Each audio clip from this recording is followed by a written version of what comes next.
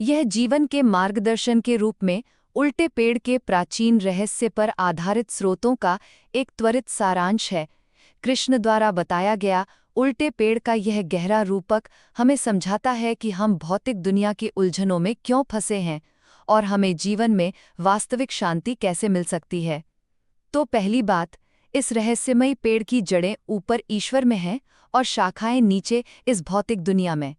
हम इच्छाओं, करियर और रिश्तों की इन शाखाओं में इतने उलझे रहते हैं कि उस दिव्य जड़ को ही भूल जाते हैं। इसका उपाय है वैराग्य, जिसका मतलब जीवन को छोड़ना नहीं है, बल्कि इच्छाओं के नियंत्रण से खुद को आज़ाद करना है। अब आप ही सोचिए, क्या हम जीवन भर जड़ों को सींचने के बजाय सिर्फ पेड़ की पत्तियों को पानी देने में अपनी ऊर्जा बर्बाद कर रहे हैं?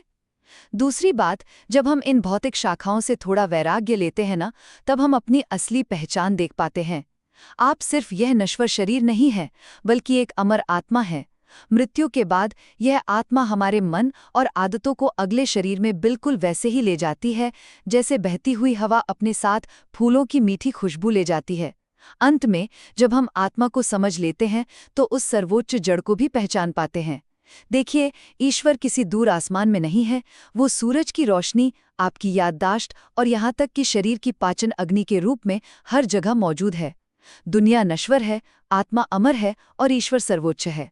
पर जरा सोचिए, अगर वो परम शक्ति हमारे भीतर ही है और इतनी करीब है, तो हम अक्सर खुद को इतना अकेला और डिस्कनेक्टेड क्यों महसूस करते हैं?